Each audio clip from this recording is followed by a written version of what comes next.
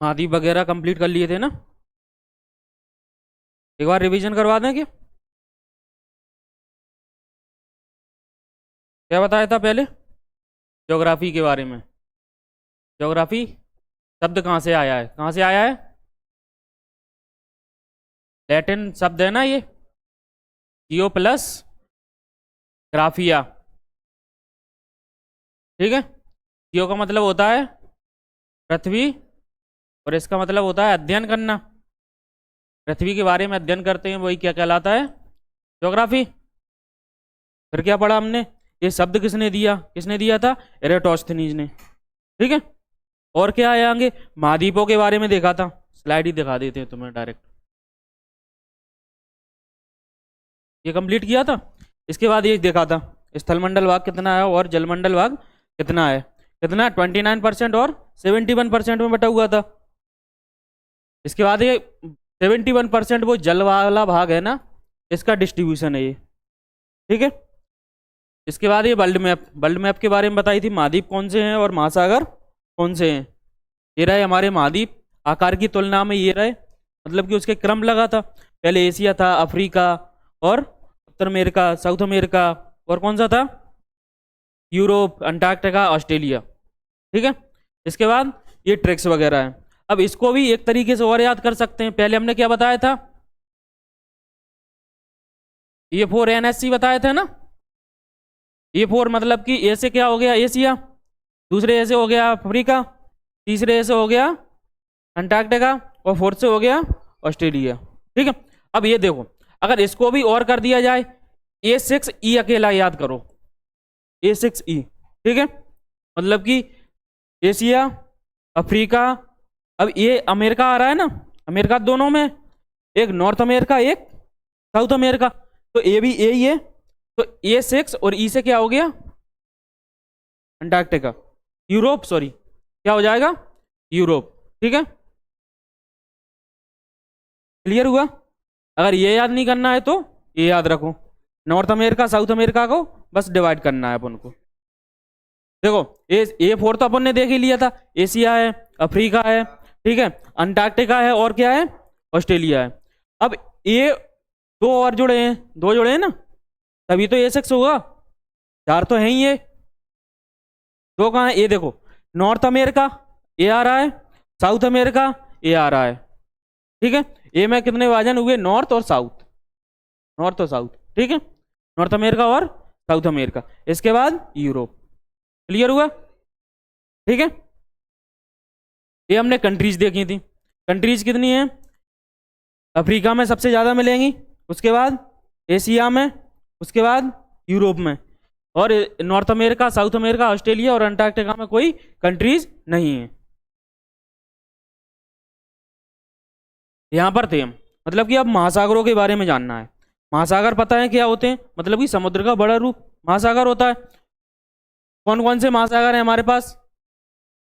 Atlantic ocean, इसके बाद Pacific ocean, प्रशांत महासागर, इसके बाद सदर्न ओशियन मतलब कि दक्षिणी महासागर, और इंडियन ओशियन मतलब कि हिंद महासागर। एक और कौन सा बचा? आर्कटिक, आर्कटिक महासागर। ठीक है, इसको याद कैसे करेंगे? ये रही ट्रिक तुम्हारे पास। पैसा तो सबको पता है ना, तो पी से क्या हो जाएगा? पैसिफिक। पैसिफिक मतलब कि प्रशांत, ये सबसे बड़ा महासागर भी है, मतलब कि विश्व का सबसे बड़ा महासागर है और सबसे गहरा महासागर भी है। मतलब कि यहाँ पे एक चैलेंजर डीप मिलता है जो लगभग 11 किलोमीटर अंदर तक है। मतलब कि जो वो है ना हिमालय वाला पार्ट, हिमालय कितना उठा हुआ है? 800 मीटर, 8000 मीटर उठा हुआ है ना। माउंट एवरेस्ट सबसे ऊंची चोटी है ना, माउंट एवरेस्ट 8848 मीटर है। उसकी जगह वो और नीचे है। अगर स्थल वाला जैसे ये वाला पार्ट अपन को बना दिया जाए, ये माउंट एवरेस्ट मान लिया जाए, माउंट एवरेस्ट, ठीक है, ये स्थल वाला पार्ट है, यहाँ से समुद्र स्टार्ट होता है। अब इसका लास्ट वाला बिंदु होगा ना, वो 11,000 मीटर के समथिंग होगा, 11 किलोमीटर, हाँ, या 11 किलोमीटर। इसे चैलेंजर डीप के नाम से जाना जाता है। ये 8,848 किलोमीटर। हाँ, मतलब कि हमारी जितनी संरचनाएं ऊपर दिखती हैं उससे ज्यादा संरचनाएं हमारी नीचे भी गहरी हैं। समुद्र में भी तो पर्वत हो सकते हैं, होते हैं, मैदान हो सकते हैं। जब हम ओशियनोग्राफी पढ़ेंगे तो उसमें पढ़ेंगे कि सेल्फ वाला एरिया कौन सा होता है, मैदान वाला एरिया कौन सा होता है। संरचना मतलब कि स्ट्रक्चर, मतलब कि ऊपर मतलब उठा हुआ है या नीचा हुआ है या फिर गड्ढा टाइप में है, वो पूरा संरचना आता है उसमें। ठीक है, उसकी आकृति क्या है एक प्रकार की। ठीक है, पी से क्या हो गया, पैसिफिक या प्रशांत महासागर, ए से अटलांटिक। अब ये जो आकृति है ना, इसकी आकृति देखो, ये एस शेप की दिख रही है, एस आकृति की। अगर तुमसे पूछा जाता है कि एस आकृति का कौन सा महासागर है तो कौन सा है, अटलांटिक। ये देखो, ये दिख रहा है ना, ये ऊपर कौन सा हो गया, नॉर्थ में है तो नॉर्थ अटलांटिक, और साउथ में है तो साउथ अटलांटिक। ठीक है, साउथ अटलांटिक। ठीक है, इसके बाद और क्या विशेषता हो सकती है, यहाँ पे क्या है कि जब बाद में पढ़ोगे ना हम, तो यहाँ पर रेजेस मिलती हैं, मतलब कि कुछ भाग उठा हुआ, क्योंकि ये जो चट्टानें हैं एक दूसरे से दूर जा रही हैं, क्योंकि महाद्वीप का विस्थापन हुआ था, क्योंकि ये दूसरे से एक दूसरे जुड़े हुए हैं। जब ये एक दूसरे से दूर जा रही तो यहाँ पर कुछ चीजें उठेंगी, तो यहाँ पर रेजेस का निर्माण होगा। दो चीजें याद रखनी, एस शेप का निर्माण और रेजेस वगैरह। हाँ, ठीक है। इसके बाद कौन सा महासागर है, हिंद महासागर। हिंद महासागर कल बताया था, जिसकी उत्पत्ति किसके नाम पे, मतलब कि भारत के नाम पर रखी गई, इंडियन ओशियन के नाम पे। और सबसे बड़ा मतलब कि तीसरा सबसे बड़ा महासागर है, तीसरा है ना। पहला कौन सा है, पैसिफिक, दूसरा कौन सा है, अटलांटिक, तीसरा कौन सा है, इंडियन ओशियन। ये क्रम से भी लगे हैं और शॉर्ट करने, वो याद करने भी आसानी होगी। ऐसे क्या होगा, सदर्न ओशियन। ये कहाँ पर पाया जाता है, जैसे अंटार्कटिका वाला रीजन है, इसके ऊपर वाले इलाकों में, मतलब कि अंटार्कटिका वाला रीजन है, ये देखो ये अंटार्कटिका है, ये वाइट वाइट पूरा दिख रहा है। इसके ऊपर जो महासागर पाया जाएगा वो कौन सा महासागर पाया जाएगा, दक्षिणी महासागर या सदर्न ओशियन। ठीक है, इसके बाद नेक्स्ट कौन सा है, एक और बचा ना, आर्कटिक। आर्कटिक सबसे छोटा है, ठीक है, और सैलो, मतलब कि बहुत पतला टाइम में, पिछला ज्यादा नहीं है ना। हाँ, ये देखो, अब ये इसकी आकृति ऐसी है, मतलब कि छोटा भी दिख रहा है और सैलो टाइप में भी दिख रहा है, मतलब कि पतला दिख रहा है ना, तो इसीलिए इसकी आकृति ऐसी है। 5 महासागर क्लियर हो गए। ठीक है, इसके बाद नेक्स्ट, ये अब हम क्या जानेंगे, महाद्वीप पढ़ लिए हमने, अब महासागर पढ़ लिए। महासागर में भी अब क्या है कि अब हम एशिया की स्थिति जानेंगे, मतलब कि जो इंडिया है, इंडिया कौन से महाद्वीप में आता है, ये भी तो जानना पड़ेगा। महाद्वीप में भी कौन से क्षेत्र में आता है, अलग अलग क्षेत्र में आता है ना, जैसे एशिया में भी अलग हो सकते हैं, North Asia, South Asia, West Asia, East Asia और साउथ ईस्ट एशिया। ठीक है, ये देखो, ये एशिया वाला पार्ट दिख रहा है। अब एशिया वाले पार्ट में भी महासागर है। पहले अपन को क्या महासागर याद रखने हैं, क्योंकि बाउंड्रीज तो पता होनी चाहिए ना किसी की। जब बाउंड्रीज पता नहीं होंगी तो पता कैसे लगाएंगे कि एशिया है का।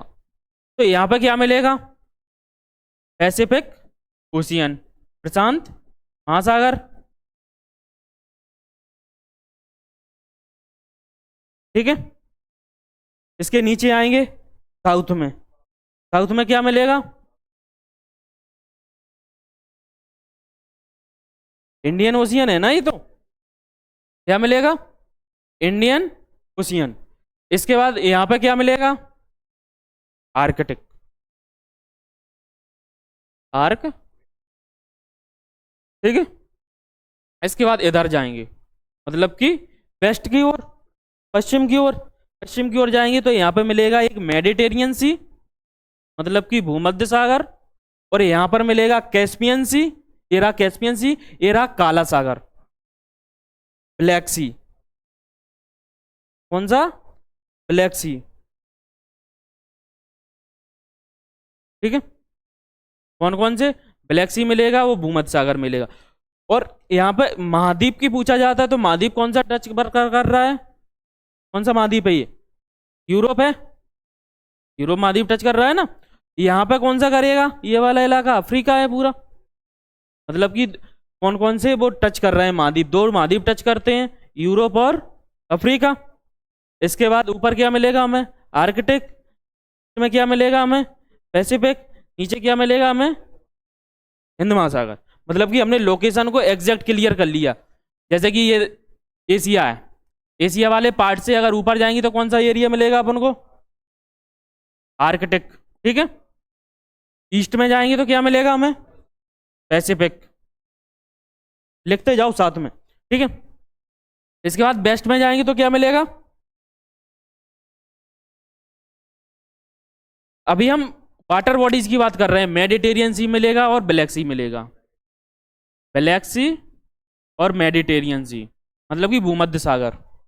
ठीक है, भूमध्य सागर की विशेषता है कि यहाँ पर जो खट्टे फलों की खेती होती है, जैसे कि फल वगैरह रहते हैं ना, अंगूर वगैरह है, संतरे वगैरह हैं, ये सबसे ज्यादा किस क्षेत्र में उगाए जाते हैं, इसी क्षेत्र में। अंगूर की खेती वगैरह किस क्षेत्र में होती है, यहाँ पर।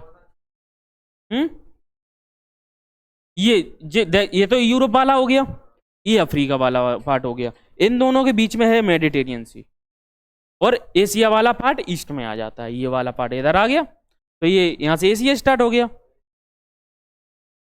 हाँ, दोनों तीनों के बॉर्डर पे, ठीक है। हाँ, इसके बाद नीचे आएंगे तो क्या मिल रहा है, इंडियन ओशियन। लोकेशन क्लियर हुई, मतलब कि एशिया कहाँ स्थित है।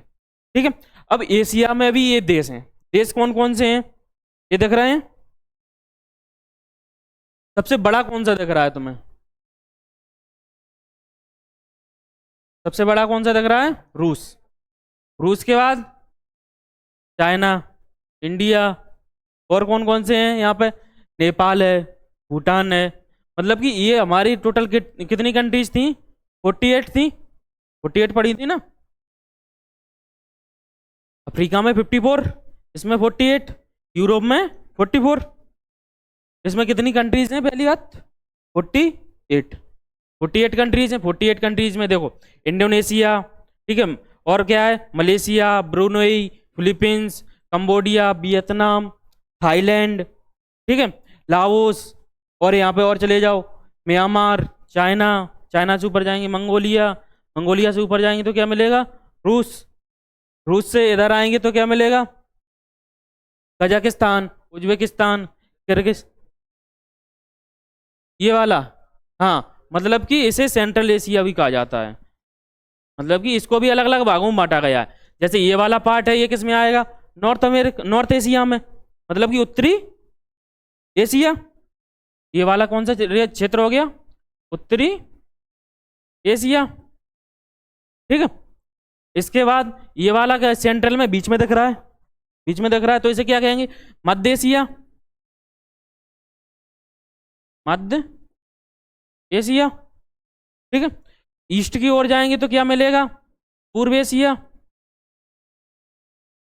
ये वाला रीजन कौन सा हो जाएगा, पूर्व एशिया। नीचे इधर जाएंगे तो कैसा हो जाएगा, साउथ में तो है ही, दक्षिण में है ये, और वेस्ट में भी है, तो क्या हो जाएगा, साउथ वेस्ट, साउथ वेस्ट, क्या हो जाएगा, दक्षिण पश्चिम एशिया। ठीक है, और ये वाला रीजन कौन सा होगा, ये साउथ में है, तो साउथ एशिया, मतलब कि दक्षिण एशिया।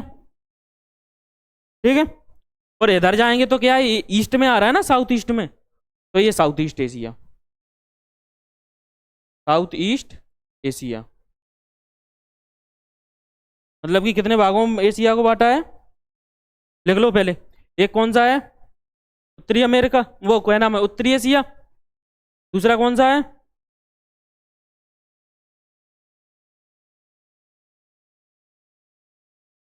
लिखने की जरूरत है क्योंकि तुम भूल जाओगे, बिल्कुल भूल जाओगे, लिखते जाओगे क्या, तुम्हें प्रैक्टिस होती जाएगी।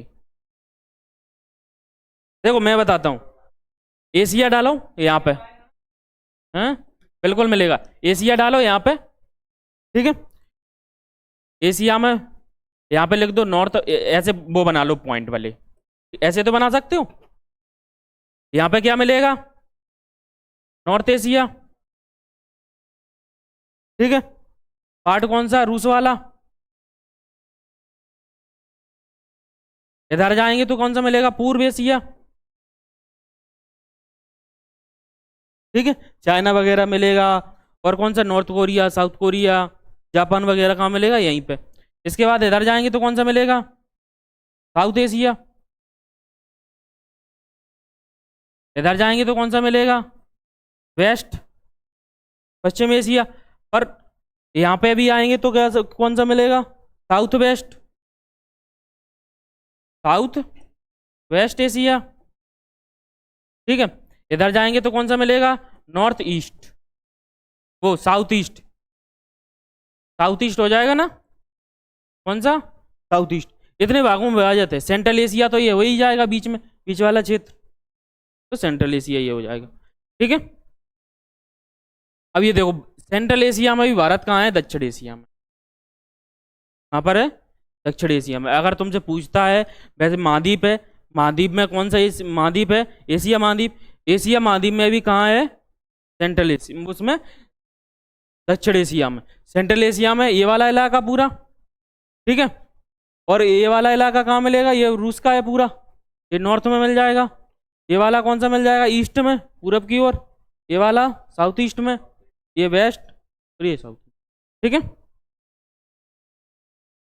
ये देखो साउथ ईस्ट एशिया वाले जो देश हैं वो कौन कौन से हैं, कौन कौन से देश दिख रहे हैं तुम्हें, अफगानिस्तान दिख रहा है, पाकिस्तान दिख रहा है, और कौन सा दिख रहा है, चाइना है, ठीक है, नेपाल है, भूटान है, म्यांमार है, श्रीलंका है और इंडिया है। मतलब कि इंडिया के चारों ओर कंट्रीज हैं। हाँ, ये साउथ एशिया है पूरा, साउथ एशिया। ठीक है, इसके बाद ये देखो, अब क्या है कि अपन को जानना है, साउथ एशिया तक देख लिया अपन ने। साउथ एशिया में अब भारत जो लोकेटेड है, डिवाइड तो होगा, डिवाइड होगा तो दिशाओं का ज्ञान होगा। दिशाओं को क्या है कि दो महाद्वीप पहले बोल रहते हैं। पहले क्या है ये, अगर इसको इतना काट दो तो ये क्या कहलाएगा, जैसे ये वाला क्षेत्र है, पूरा सर्कल है, पहले सर्कल को दो भागों में काट दो तो क्या हेमिस्फीयर कहला जाएगा ना।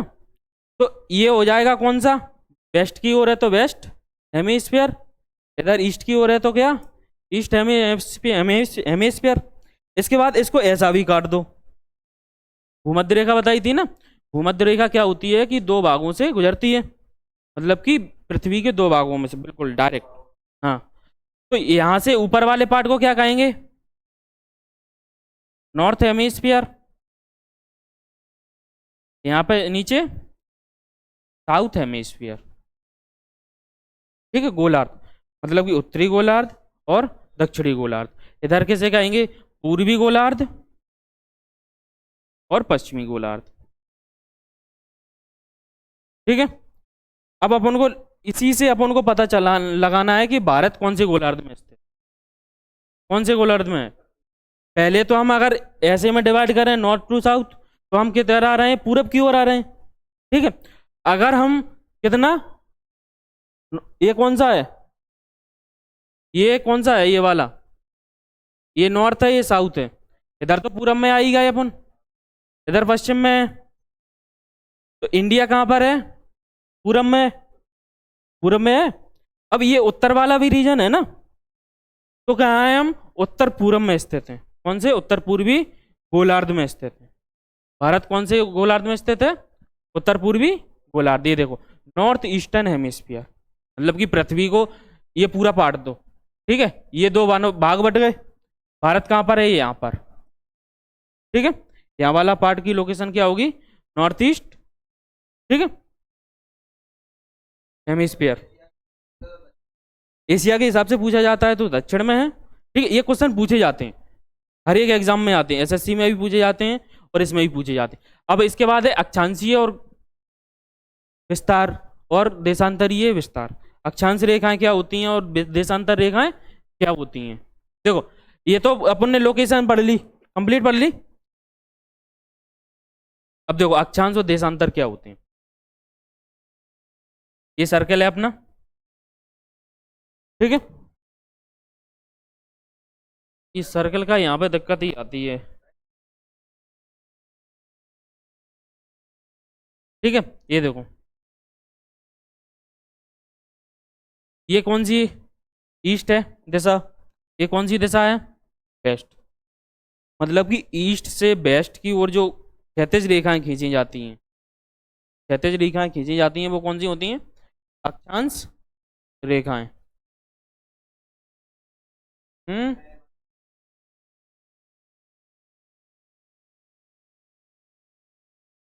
अरे वो क्या है कि उसमें रहता है नोट 5 में। हाँ वो अलग, वो रहता है सॉफ्टवेयर अलग रहता है। नहीं मैक्स सबका ही है, इसमें अभी हो जाएगा, इससे चालू कर देंगे, इससे आ जाएगा। ये एंड्रॉयड है, एंड्रॉयड बेस्ड रहता है पूरा ही। ठीक है। तो ये वाली रेखाएं कौन सी होती हैं बेटा? ईस्ट से वेस्ट की ओर खींची जाएंगी, वो कौन सी रेखाएं होंगी? अक्षांश रेखाएं। और ऊपर से नीचे की नॉर्थ टू साउथ खींची जाएंगी, वो कौन सी रेखाएं होंगी? देशांतर रेखाएं। ये नॉर्थ, ये साउथ। ठीक है। ये वाली रेखाएं कौन सी हो गई? अक्षांश। और ये वाली रेखाएं कौन सी हो गई? देशांतर। ठीक है। ये कितनी रेखाएं होती हैं? ये वाली रेखाएं कितनी होती हैं? ये अक्षांश रेखाएं। मैं वो उठा लाओ, ग्लोब उठा ला, ग्लोब। सर से बोल देना ग्लोब दे दो, ग्लोब बोल देना, ग्लोब दे दो सर। उसमें क्या है कि सही से समझ में आ जाएगा तुम्हें।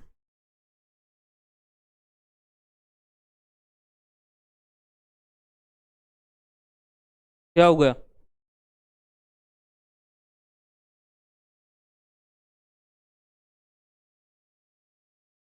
हाँ ये देखो, ये दिख रहा है ना? अब ये देखो, ये रेखा दिख रही है ना, ये वाली रेखाएं, ये दिख रही होंगी ना? ये वाली रेखाएं कौन सी होंगी? अक्षांश रेखाएं। और ये वाली कौन सी रेखाएं होंगी? देशांतर रेखाएं। इन रेखाओं से क्या टेम्परेचर में परिवर्तन आता है? जैसे कि हम ऊपर की ओर बढ़ेंगे तो टेम्परेचर क्या होता है? कम होता जाता है, क्योंकि ये वाले रीजन में सूर्य क्या सीधा चमकता है, ये वाले रीजन में। ये देखो 23.5 ये रही, और 23.5 ये रही। ये वाले रीजन में क्या है, सूर्य एकदम सीधा चमकता है।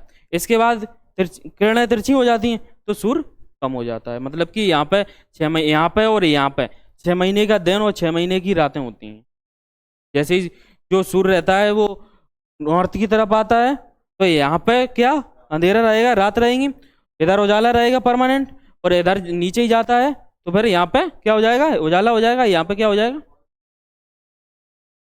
ये नॉर्थ पोल है, ये साउथ पोल है। अंटार्कटिका का रीजन है ये वाला, देखो। अंटार्कटिका और आर्कटिक, ऊपर आर्कटिक है। नहीं भले ही कोई नहीं रहता है, पर सूर्य तो रहता है, सूर्य तो रह रहा है ना। तो ये वाले रीजन में क्या होगा, 6 महीने के दिन, 6 महीने की रात होंगे। यहाँ पे क्या होगा, सबसे लंबा दिन भी होगा, सबसे लंबा दिन होगा ना। सूर्य तो परमानेंट चमक रहा है ना यहाँ पे। तो ये वाली रेखाएं कौन सी होती हैं? अक्षांश रेखाएं। ये वाली रेखाएं होती हैं कौन सी? देशांतर रेखाएं। ये वाली रेखाएं होती हैं, इनसे क्या होता है, समय का निर्धारण होता है। मतलब कि कितना टाइम हो रहा है, कितना टाइम नहीं हो रहा है। ठीक है। हम्म, हाँ ठीक है।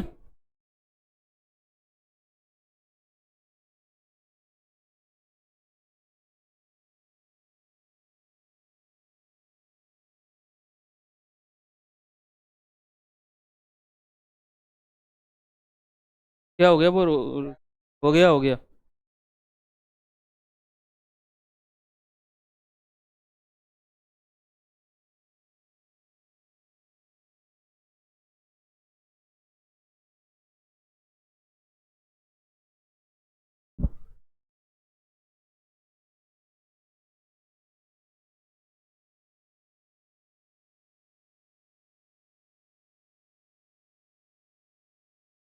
पानी की बोतल देना।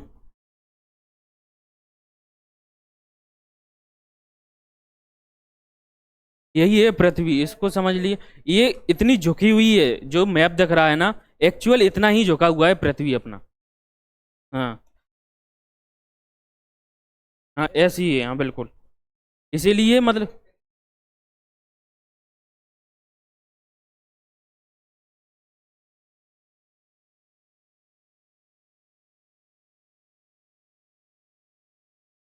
जब पृथ्वी की उत्पत्ति पढ़ोगे ना तुम, उसमें सभी चीजें समझ में आ जाएंगी। हम्म। ग्रेविटेशन होता है ना, गुरुत्वाकर्षण बल कहते हैं जिसे, वो काम करते हैं यहाँ पे। और भी बल रहते हैं, सेंट्रीपिटल, सेंट्रीफ्यूगल, अब केंद्रीय, अभिकेंद्रीय बल का ना। अब एंड किसका होगा, इसका एंड होगा, सर्कल है तो एंड क्यों होगा? हाँ, इससे ऊपर जा सकते हो एंड। जैसे कि तुम यहाँ पे बैठे हो, ये वाला रीजन है तुम्हारा, कौन सा है, ये है, ठीक है। अब यहां से ऊपर क्यों नहीं जा सकते तुम?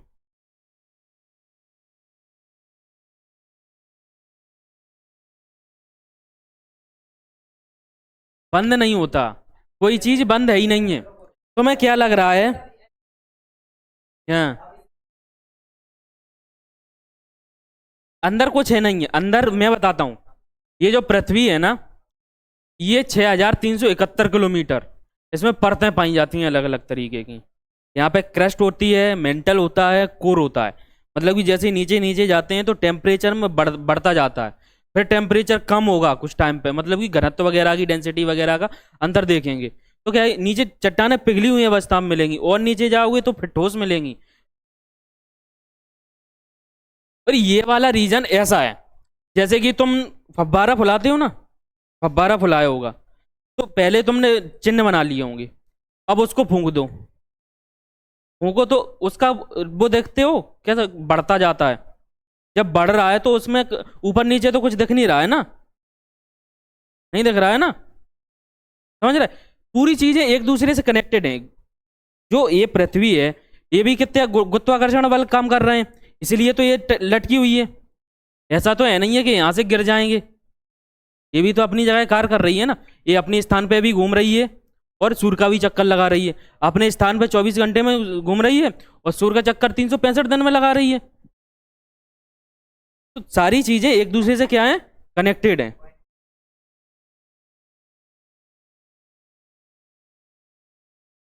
तुम ये कह रहे हो जैसे ऊपर जाएंगे तो कुछ पार्ट होना चाहिए, वो वायुमंडल का पार्ट है। ये वाला जो पार्ट बोल रहे हो ना तुम, इसके ऊपर वायुमंडल का पार्ट है।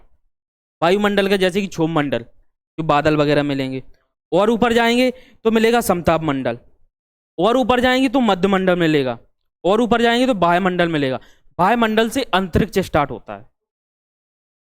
हाँ, हाँ, तो बिल्कुल डालती हैं। जैसे कि देखो, जब तुम समताप मंडल में जाओगे ना, उल्का पिंड वगैरह आते हैं ना, उनको वो छोटे छोटे उल्का पिंडों को मिट्टी में बदल देती हैं, इतना गुरुत्वाकर्षण रहता है। जो धूल के कण देखते हैं तुम्हें, ये जो जब सूर्य वगैरह दिखता है ना, तो उसमें धूल के कण दिखते होंगे छोटे छोटे, वो भी मेट्रोइट्स का पार्ट भी हैं। मतलब कि जो ऊपर से छोटे छोटे पदार्थ गिर रहे हैं ना, वो बिल्कुल राख हो जाते हैं आते आते, क्योंकि गुरुत्वाकर्षण है, ऊपर से पड़ रहा है, घर्षण उड़ रहा है, और पृथ्वी भी घूम रही है, सूर्य का भी चक्कर लगा रही है। तो इसके कारण क्या है कि वो जो उनका गुरुत्वाकर्षण है वो बिल्कुल बिखर के टूट के अलग हो जाता है। ओजोन परत पाई जाती है अपने यहाँ पे, जो हमारी किरणें वगैरह आती हैं उनको रोकती है। इससे हमें स्वास्थ्य वगैरह की बीमारी ना हो, स्वास्थ्य वगैरह की बीमारी ज़्यादा होती है। अगर मतलब कि ओजोन परत है ना, अगर वो हट जाए, मतलब 22 किलोमीटर के ऊपर पाई जाती है, अगर वो हट जाए तो शायद ही मतलब कि आदमी आदमी रह पाए। इतना ज़्यादा टेम्परेचर बढ़ जाएगा, इतनी ज़्यादा बीमारियां बढ़ जाएंगी। पराबैंगनी किरणें नाम सुना है? पराबैंगनी किरणें तो हमारे स्वास्थ्य के लिए हानिकारक होती हैं, तो वो किरणें आने से रोकती हैं ओजोन परत। तो हमारे ऊपर क्या है, पूरा वायुमंडल का परत है, पूरा क्षेत्र। ठीक है, इसके बाद अंतरिक्ष स्टार्ट होता है। ठीक है, इसके बाद ये देखो, अब क्या है कि हमने क्या जान लिया, अक्षांश और देशांतर जान लिए। अक्षांश देशांतर के बाद स्टार्ट करते हैं, पहले भारत का नाम क्या क्या पढ़े हैं। भारत के नाम, मतलब कि पुराने टाइम से भारत के नाम क्या क्या रहे हैं। पहले नाम क्या रहा था इसका, भारत का नाम भारत कैसे पड़ा है, किसके कारण पड़ा है? ऋग्वैदिक काल में कौन थे, ये क्या हो रहा है, भरत नाम के ऋषि मुनि थे, उनके कारण क्या नाम पड़ा है, भारत पड़ा है। ठीक है, आर्यावर्त किन के कारण पड़ा है, आर्यों की स्थान भूमि के कारण। मतलब कि आर्य लोग आए कौन से, सेंट्रल एशिया वाले इलाके से, जो हमने पढ़ा था मध्य एशिया वाला इलाका पढ़ा था, वहां से लोग आए, आल्प्स पर्वत वाला इलाका है वहां से लोग आए। हैं, आल्प्स पर्वत, central Asia, Kyrgyzstan, Tajikistan, Uzbekistan, ये सभी नाम है वहाँ पे, हाँ पूरे, ठीक है। इसके बाद आर्यों के पढ़ लिया।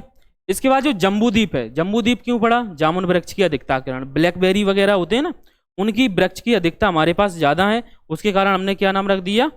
जम्बू द्वीप, ठीक है। हिंदुस्तान नाम कैसे पड़ा? फारसियों के द्वारा। जब फारसी लोग आए, सिंधु नदी के किनारे बसे, तो वहां के कारण जो उस लैंड को कहा गया, तो क्या नाम कहा गया उसको? हिंदुस्तान, ठीक है। इसके बाद इंडिया ग्रीक लोगों के द्वारा दिया गया है, ठीक है। ये कहां से? ये भी कहाँ? इंडस नदी, मतलब कि जो सिंधु नदी है उसको ही हिंदी में क्या कह दिया? इंडस नदी। और वो शाह को क्या बुलाते थे? हाँ, ठीक है। ये वही हिंदुस्तान वाले लोग फारसी वगैरह रहते थे ना, तो ये शाह को क्या कहते थे? हाँ, हिंदुस्तान कहना चाहिए था उन्हें, क्योंकि सिंधु वाला इलाका है ना ये, पर वो कहते थे क्या? हिंदुस्तान। तो इसीलिए इसका नाम हिंदुस्तान पड़ गया। और इंडिया के ग्रीक लोगों के द्वारा इंडस नदी के किनारे रहने वाले लोगों के कारण क्या पड़ गया? इंडिया नाम, ठीक है। ये रही अवस्थिति अपनी, जैसे ये बल्ले वाला इलाका है, ठीक है। यहाँ पे कौन सी रेखा मिलेगी अपन को? अब बताओ कौन सी रेखा मिलेगी? ये देखो, जो देशांतर रेखाएं पढ़ी थी बेटा हमने, और ये वाली रेखाएं कौन सी हैं? अक्षांश रेखाएं। ये कौन सी रेखाएं हैं? अक्षांश रेखाएं, मतलब कि जो रेखाएं दिख रही हैं वो कौन सी हैं? अक्षांश रेखाएं, देशांतर रेखाएं, ठीक है। अब ये यहाँ पर जो रेखा है वो इसको 0 डिग्री मानते हैं, 0 डिग्री देशांतर। इस रेखा को कहा जाता है प्राइम मेरिडियन। क्या कहा जाता है? प्राइम मेरिडियन या मानक समय रेखा या ग्रीनविच लाइन, इसको कहते हैं, sorry, Greenwich line. Greenwich line क्यों कहते हैं? क्योंकि एक शहर है लंदन में ग्रीनविच के नाम से, उसके कारण इसका नाम क्या पड़ा है? Greenwich line. जैसे ही हम ईस्ट की ओर आते हैं, ठीक है, तो यहाँ पे क्या है? इधर बढ़ती जाएंगी रेखाएं। इधर कितनी मिलेंगी अपन को? 180। इधर कितनी मिलेंगी? 180। क्योंकि 180 ही क्यों मिल रही है? क्योंकि ये पूरी 360 होता है ना, गोल सर्कल का वो कितना होता है? पूरा 360। 360 के आधार पे अपन ने क्या? देशांतर रेखाओं के, और ये वाला रेखा, ये तो पूरा सर्कल वैसा तो है नहीं है, पर यहाँ पे जो अक्षांश रेखाएं हैं, अक्षांश रेखाएं हमने कितनी मानी? 90, और इधर 90, ठीक है। तो जो भारत की अवस्थिति है वो कहाँ पे है? पहले हमने देख लिया उत्तर पूर्व में है, ठीक है। ये अक्षांश रेखाओं को अगर यहाँ से कोई रेखा गुजरेगी तो वो कौन सी रेखा होगी? कौन सी रेखा होगी? ये वाली रेखा बताई थी ना, ये तो 23.5 तो ये भारत को काट रही ना। ये 0 कौन सी होगी? इक्वेटर लाइन, भूमध्य रेखा। हाँ, ये वाली कौन सी होगी? 23.5। इसे क्या कहेंगे? मकर रेखा। ये होगी कर्क रेखा, ठीक है।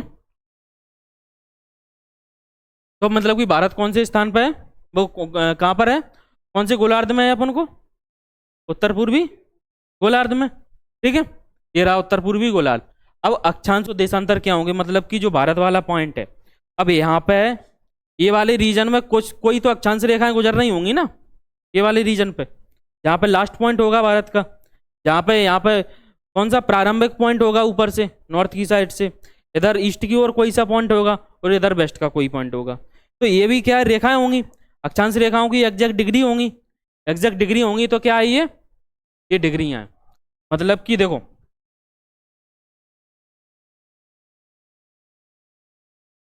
ये यहां पर कितना मिलेगा? 8 डिग्री, ठीक है। मतलब कि नीचे से ऊपर जा रहे हैं तो हम कितने 8 तक पहुंचेंगे? 8 डिग्री, ठीक है। कितना है? 4 मिनट। मिनट है ना, क्योंकि मिनट में क्यों नापते हैं? क्योंकि हमें एग्जैक्ट टाइम का निर्धारण, क्योंकि जो देशांतर रेखाएं, अक्षांश रेखाएं होती हैं, जब समय निकालना होता है तो मिनट में ही निकालते हैं, तो इसीलिए हम जो डिग्री के बाद का समय आता है वो हम किस में लिखते हैं? मिनट में, ठीक है। और कितना है ये? जैसे जैसे ऊपर जाएंगे तो कितना मिलेगा? 37। यहाँ पे कितना मिलेगा? 37 डिग्री 6 मिनट, ठीक है। इसके बाद देशांतर की बात करते हैं। देशांतर कैसी रेखाएं होती हैं? ऐसी रेखाएं होती हैं। ये वाला पॉइंट कौन सा मिलेगा? पहले गुजरात वाले इलाके में कौन सा मिलेगा? 68 डिग्री 7 मिनट, ठीक है। और ये कितना मिलेगा? 97 डिग्री 25 मिनट। ठीक है, अब किधर है हम, पूरब की ओर है ना, तो हमने देशांतर पूर्व लिख दिया, देशांतर पूर्व। और इधर किधर है, उत्तर की ओर। यहां से अगर इधर से नापेंगे तो उत्तर की ओर है ना, तो क्या लिख देंगे इसको, अक्षांश तो है ही, अक्षांश रेखा है ना, अक्षांश ये कौन सा है, उत्तरी, उत्तर की ओर है तो उत्तरी हो गया, मतलब कि उत्तर की होगा तो उत्तरी अक्षांश, और साउथ की ओर होगा तो दक्षिणी अक्षांश। वो अपन स्पेसिफिक बांट सकते हैं इसको, पर एग्जैक्ट लोकेशन कहाँ से नाप रहे हैं अपन, तो नीचे से नाप रहे हैं, कहाँ से, विषुवत रेखा से। विषुवत रेखा से जैसे ऊपर जाते हैं उत्तर है, नीचे जाएंगे तो दक्षिण है। अब इसको याद कैसे रखेंगे, याद रखने का भी तरीका होगा। जैसे हम 8 डिग्री से चले तो कहाँ तक पहुंचे हम, 33 डिग्री तक पहुंच गए। ठीक है, इधर 68 डिग्री से चले और यहाँ तक कितने डिग्री तक पहुंच गए, 97। ठीक है, मतलब कि 8 डिग्री से स्टार्ट हुए 33 तक पहुंच गए। ठीक है, इधर 68 से स्टार्ट हुए, यहाँ पे 97 तक पहुंच गए। इसके बाद डिग्री लगा दो सभी में। ठीक है, 4, 5, 6 और 7, ये याद करने का तरीका है। और दूसरा तरीका क्या है, एक नंबर बताया था, कौन सा, 8, 37, 68, 97। इसको इतना याद रखो, ये वाला अक्षांश है अपने पास, और ये वाला क्या है हमारे पास, देशांतर। ठीक है, इसके बाद 4, 5, 6, 7, इसमें 2 और जोड़ दो, इंटू कर दो 5 का, तो कितना हो गया, 25। ये एग्जैक्ट हमारी क्या है, अक्षांशीय और देशांतर की विस्तार है। इसको एक आध बार और पढ़ोगे तो याद हो जाएगा ये। ठीक है, इसके बाद है, जैसे ये भारत है, अब भारत की भी तो सीमा किसी ना किसी से टच कर रही होगी। वो प्राकृतिक सीमा हो सकती है, कोई देशीय सीमा हो सकती है, कंट्रीज की सीमा हो सकती है। अगर हम फिजिकल फॉर्म में पढ़ते हैं तो किसी पर्वत से लग सकती है सीमा, पठार से लगेगी, और कहाँ पे लगेगी, मैदान वगैरह से लगेगी, ये वाले इलाके से लगेगी। हाँ, तो ये देखो, जैसे कि ये वाले इलाकों में अपन देखें, ये वाले इलाकों में क्या मिलेगा हमें, हिमालय वाला रीजन मिलेगा। ठीक है, यहाँ पे क्या मिलेगा हमें, हिंदू कुश की पहाड़ियां मिलेंगी, सुलेमान वगैरह की पहाड़ियां मिलेंगी, और किरथर वगैरह की पहाड़ियां मिलेंगी। ठीक है, नीचे हमने क्या देखा था, हिंद महासागर, हिंद महासागर देखा था ना, पूरा हिंद महासागर मिलेगा। और इधर क्या मिलेगा, इधर पूरब की ओर है तो पूर्वांचल पहाड़ियां, मतलब पूर्व की ओर है तो क्या मिलेगा, पूर्वांचल पहाड़ियां। ये हमारी क्या है, भौगोलिक स्थिति। अगर हम राजनीतिक स्थिति की बात करते हैं, राजनीतिक स्थिति होती है किसी देश से टच कर रही है, कौन कौन से देश से टच कर रही है, कौन कौन से देश हो सकते हैं, ये देखो, पाकिस्तान है, अफगानिस्तान है, पाकिस्तान, अफगानिस्तान, नेपाल, भूटान, म्यांमार और बांग्लादेश।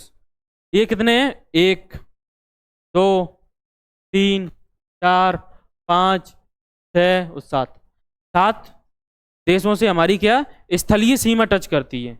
यहाँ पर कोई समुद्र वगैरह तो टच कर नहीं रहा है।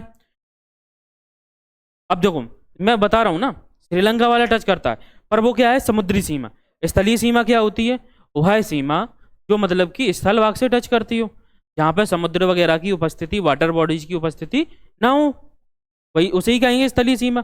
समुद्री सीमा क्या कहेंगे, जिसमें स्थल की प्रधानता ना हो, मतलब कि जहाँ पे स्थल की महत्वपूर्ण भूमिका ना हो, चारों ओर से पानी से घिरा हो, समुद्र से घिरा हो, तो वो क्या होगा, समुद्री सीमा। तो समुद्री सीमा हमारी किसके साथ लगती है, एक लगती है श्रीलंका के साथ, और दूसरी लगती है मालदीव के साथ। ठीक है, यहाँ पे मालदीव मिल जाएगा।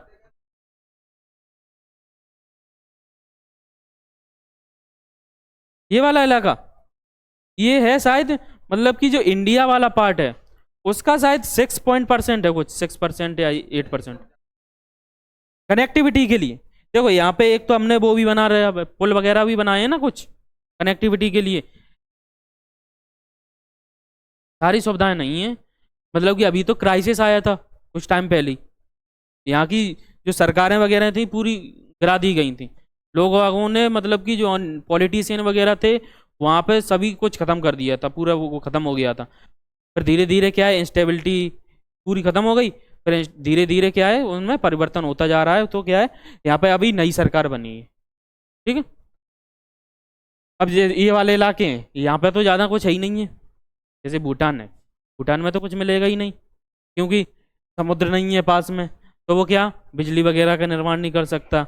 ये पहाड़ी इलाका है तो ज़्यादा खेती का भी निर्माण नहीं कर सकता, तो इसीलिए भूटान क्या है, सबसे गरीब भी देश है। ठीक है।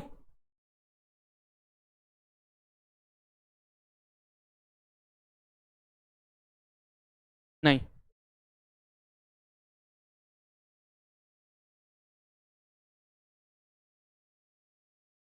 कौन सा? हाँ हाँ, वो प्लेट टेक्टोनिक्स। बिल्कुल, क्योंकि ये वाला रीजन है ना, ये ऊपर उठ के इधर जा रहा है, बताया था, ये वाला उठ के ऊपर जा रहा है। तो ये बिल्कुल, अगर ये वाग मतलब कि इसकी दूरी अगर यहाँ पे कोई प्लेट मिल गई, जैसे कि कुछ टाइमों बाद, अभी नहीं, कुछ सालों बाद यहाँ पे क्रैक्स वगैरह हो गए, मतलब कि प्लेटें एक दूसरे से अलग होने लगी, हो भी सकती हैं, क्योंकि जो नीचे मैग्मा वगैरह है, जो हमारा चट्टानें पिघली हुई अवस्था में है, वो ऊपर आएंगी। ऊपर आएंगी तो जहाँ पे मतलब कि उन्हें सॉफ्ट चट्टानें मिलेंगी, सॉफ्ट चट्टानें मिलेंगी तो वो काट देंगी, काट देंगी तो एक दूसरे से वैसे ही अलग हो जाएंगे, अलग भी हो सकते हैं। और दोनों चट्टानें पास आ रही हैं, पास आ रही हैं तो पास आ जाएंगी। ठीक है, ऐसा है। अब इसके बाद ये हमने देश वगैरह के बारे में देख लिया, मतलब कि कौन कौन से देश हैं। पाकिस्तान, अफगानिस्तान, चाइना, नेपाल, भूटान, म्यांमार और बांग्लादेश। ठीक है, ये हमारे क्या है, स्थलीय सीमा। और समुद्री सीमा कौन से हैं, मालदीव और श्रीलंका। मतलब कि 9 टोटल टच करते हैं हमारे पास। ठीक है, 9 देश। इसके बाद क्या है इसमें, लंबाई, और लंबाई है ना, नॉर्थ टू साउथ, मतलब कि उत्तर से दक्षिण और पूरब से पश्चिम। लंबाई कितनी है हमारे पास, देखो, पूरब से पश्चिम की ओर जाएंगे तो कितनी मिलेगी हमें, कितनी मिलेगी, ये देखो, ये होता है पूरब से पश्चिम। मतलब कि हम जब मैप में देखते हैं ना सामने, तो उसके सामने ये ऊपर वाला ऐसा साइन मिलेगा हरदम, वो ऐसा साइन हरदम नॉर्थ का ही होता है। इसमें अभी देखो, यहाँ पे देखो, ये इसमें अभी नॉर्थ का ही साइन है ऊपर, ये देखो। ठीक है, हाँ, ये वाले कितना मिलेगा हमें, 2933, मतलब कि 2933 किलोमीटर। ठीक है, और ये वाली कितनी मिलेगी हमें, नॉर्थ टू साउथ, 3214, 3214 किलोमीटर। ठीक है, अब ये देखो, याद कैसे करना है, 3 को कितने बार लिखा है हमने, 2 बार लिखा है, तो 2 बार यहाँ पर लिख दिया, और N2 कर दिया किसका, तो ये कितना हो गया, 2933। मतलब कि 3 को हमने कितने लिखा, 2 बार लिखा, और 9 लगा दिया इंटू करके। तो ये क्या याद हो गई हमें, कौन सी है रे, पूरब से पश्चिम की ओर, उत्तर से दक्षिण की ओर, ये वाला 3214, 1234। ठीक है, अब इसके बाद कोई पॉइंट तो होगा, मतलब कि जैसे कि ये हमने लंबाई नाप ली, लंबाई के बाद यहाँ पे जो लास्ट पॉइंट होगा उसका नाम होगा, उसका नाम क्या रखा है हमने, कन्याकुमारी। जो हमने 8 डिग्री 4 मिनट पढ़ा था वो क्या है, यही है। ठीक है, ये स्थल का सबसे दक्षिणतम बिंदु है, परीक्षा में पूछा जाता है कि स्थल का सबसे दक्षिणतम बिंदु भारत का कौन सा है, तो कौन सा है, कन्याकुमारी। ठीक है, सबसे उत्तरी बिंदु पूछा जाएगा तुमसे तो कौन सा मिलेगा, इंदिरा कॉल। क्या मिलेगा, इंदिरा कॉल। ठीक है, अगर सबसे पश्चिमी बिंदु पूछा जाता है तुमसे तो कौन सा मिलेगा, गौर माता या गौर मोती। ठीक है, कहीं पे गुहार माता भी लिखा होगा, गुहार माता, क्योंकि हिंदी में दिक्कत रहती है ये, गुहार माता। ठीक है, पश्चिमी बिंदु कौन सा है, गुहार माता या गौरमोती। इसके बाद पूरब की ओर जाएंगे, अरुणाचल प्रदेश में कौन सा मिलेगा, केबिथु। ठीक है, 4 बिंदु कौन से हैं, पहला हमने कन्याकुमारी, इंदिरा कॉल, इधर कौन सा है, गौर माता, इधर किबिथु। ठीक है, अब इसके बाद जैसे ये हमारा कौन सा रीजन है, ये अंडमान निकोबार वाला है। अंडमान निकोबार में अभी तो कोई सीमा मिलेगी अपन को, तो मतलब कि लास्ट बिंदु होगा, उसको हमने कितना माना है, क्या नाम दिया है, इंदिरा पॉइंट। मतलब कि नीचे जाएंगे तो इंदिरा पॉइंट मिलेगा, ऊपर जाएंगे तो इंदिरा कॉल मिलेगा, वेस्ट की ओर जाएंगे तो गौर माता, और पूरब की ओर जाएंगे तो केबितु। ठीक है, ये जो वाला पॉइंट है इसका अक्षांश कितना है, 6 डिग्री 4 मिनट या 6 डिग्री 2 मिनट। ठीक है, ये हमारा क्या है, पूरा स्थिति है, भारत की स्थिति पता चल गई एकदम क्लियर। इसके बाद नेक्स्ट, ये हमारे राज्य हैं, कौन कौन से राज्य हैं, लद्दाख, जम्मू कश्मीर, ये कौन से हैं, केंद्र शासित प्रदेश। हमारे पास टोटल राज्य कितने हैं, राज्य हैं हमारे पास 28, और यूनाइटेड वो क्या है, यूटीज कितनी है हमारे पास, यूनियन टेरिटरीज कितनी है, 8। मतलब कि केंद्र शासित प्रदेश कितने हैं हमारे पास, 8 हैं, और 28 राज्य हैं। तो 28 राज्यों में कौन कौन से हैं, हिमाचल प्रदेश, पंजाब, उत्तराखंड, हरियाणा, उत्तर प्रदेश, राजस्थान, मध्य प्रदेश। मध्य प्रदेश की राजधानी कहाँ है, भोपाल। गुजरात की गांधीनगर, राजधानी भी याद करते जाओ साथ में। महाराष्ट्र की मुंबई, तेलंगाना की हैदराबाद, कर्नाटक की बेंगलुरु, आंध्र प्रदेश की अमरावती। ठीक है, तमिलनाडु की क्या मिलेगी, तमिलनाडु की चेन्नई, केरल की तिरुवनंतपुरम। एक आध बार पढ़ोगे बेटा याद हो जाएंगी। ठीक है, झारखंड की क्या होगी, रांची, बिहार की पटना, पश्चिम बंगाल की कोलकाता। ठीक है, सिक्किम की गंगटोक। ठीक है, अरुणाचल प्रदेश की ईटानगर, असम की दिसपुर, मणिपुर की क्या मिलेगी, मणिपुर की क्या मिलेगी, इम्फाल, नागालैंड की कोहिमा। ठीक है, इसके बाद मिजोरम की आइजोल, त्रिपुरा की अगरतला, और मेघालय की शिलोंग, और असम की दिसपुर। ये हमारे क्या 28 राज्य हो गए। केंद्र शासित प्रदेश कौन कौन से मिलेंगे, एक लद्दाख मिलेगा, इसकी राजधानी लेह। ठीक है, जम्मू कश्मीर मिलेगा। ठीक है, जम्मू कश्मीर की राजधानी श्रीनगर। इसके बाद चंडीगढ़, चंडीगढ़ की राजधानी चंडीगढ़। दिल्ली की राजधानी नई दिल्ली। ठीक है, ये केंद्र शासित प्रदेश। यहाँ पे आओगे अंडमान निकोबार, वो क्या नाम है, अरब सागर में जाओगे तो क्या मिलेगा तुम्हें, दादर नगर हवेली एवं दमन द्वीप। दादर नगर हवेली एवं दमन द्वीप की राजधानी कहाँ है, दमन। ठीक है, और नीचे आएंगे तो यहाँ पे मिलेगा लक्षद्वीप, लक्षद्वीप की राजधानी कवरत्ती। अंडमान निकोबार की क्या होगी, पोर्ट ब्लेयर। एक और कौन सा रह गया, पौंडुचेरी। पौंडुचेरी ये वाला रीजन है, इसकी भी राजधानी पौंडुचेरी। तो राजधानी केंद्र शासित प्रदेशों की याद करने की जरूरत नहीं है, क्योंकि इसकी राजधानी सेम है, इसकी राजधानी सेम है, इसकी राजधानी सेम है। और दादर नगर दमन है ना, तो दमन आ रहा है तो दमन द्वीप हो गया, इससे दमन राजधानी। ठीक है, इसको याद करना है और इसको याद करना है। यह है लक्षद्वीप, लक्षद्वीप, और इधर कौन सा है, अंडमान निकोबार।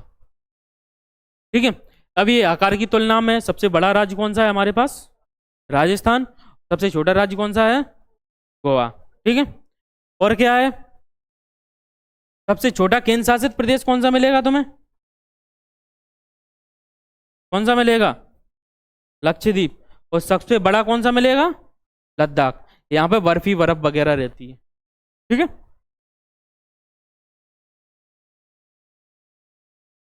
ये हम कल स्टार्ट करेंगे। कर्क रेखा वगैरह क्या है, कर्क रेखा कितने राज्यों से गुजरती है, आ गए होंगे इंग्लिश वाले सर। ठीक है, ये कर्क रेखा है, ये IST है, मतलब कि हमने समय वगैरह कैसे नापा है, कैसे वो कौन सी रेखा बनाए रखी है जिससे हमारा समय निर्धारित होता है या नहीं होता है। ठीक है, थैंक यू।